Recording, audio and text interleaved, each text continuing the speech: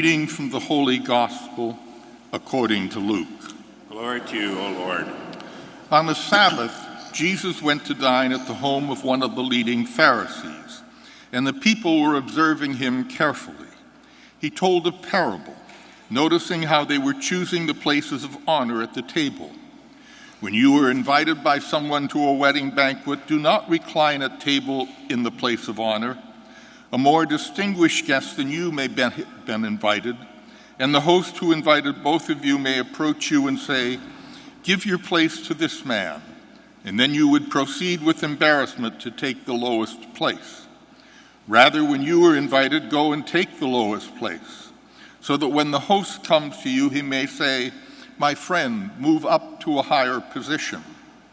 Then you will enjoy the esteem of your companions at table. For everyone who exalts himself will be humbled, but the one who humbles himself will be exalted.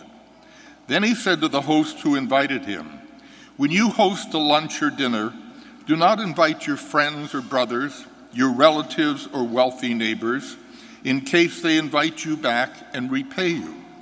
Rather, when you hold a banquet, invite the poor, the crippled, the lame, the blind. Blessed indeed will you be because of their inability to repay you, for you will be repaid at the resurrection of the righteous." The Gospel of the Lord. Praise to you, Lord Jesus Christ.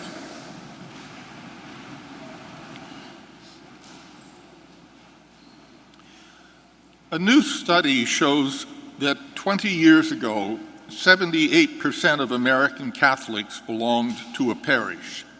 Today, 63% do. That same study shows that in the intervening 20 years, 1,500 parishes have been closed in the United States, over 500 of them in the state of Pennsylvania alone.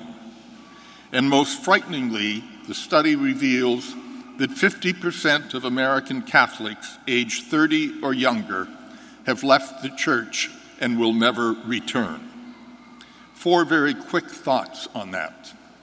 Number 1, I think the emptying of the pews is not necessarily people rejecting everything about the church. I think it's just been a gradual decline in faith. People simply don't see the necessity of going to Mass on a regular weekly basis. And that it's more that than it is a complete turnaround from everything. Secondly, the governance style of the church has to change. It's completely outmoded. We are the only absolute monarchy left in the world today. And the bottom line result of that style of leadership is that one man can make or break a parish, one man can make or break a diocese. There has to be a different style of governance. That style of governance was only cemented in the mid-1800s. And we cannot continue to think that we can govern and move forward in the church until we include women at the highest levels of decision-making. Thirdly, I think the church of the future is going to be very different than the church that you and I have known. 2 quick examples. There is a document circulating now among the bishops of the world suggesting that we do away with the seminary system, and that instead of students preparing for the priesthood going to a seminary, they study on a college or university campus where they would be more in contact with other students, particularly women. The study says that the seminary system breeds clericalism, that elitism which gave birth to the abuse scandal, and that perhaps by changing the style, we will have healthier priests in the future. A group of parents came to me recently. Their children are approaching the age of First Penance and First Communion. And they said to me, "We would like to teach our children ourselves because we don't think the religious education class is all that meaningful to them." And I think that's going to be the style of the future. Parents will be much more directly involved in transmitting the faith to your children than we have been in the past.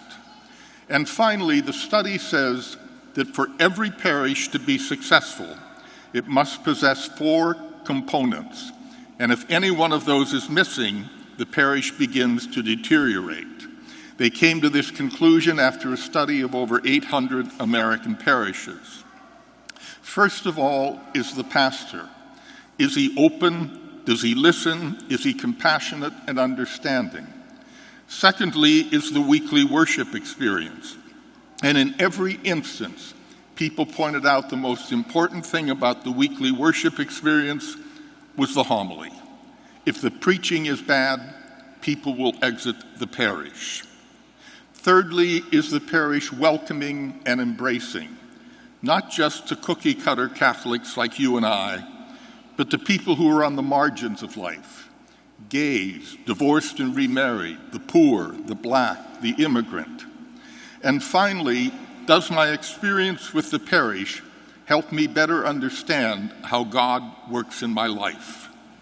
And so the future is going to be dramatically different than what we have known in the past. Amen.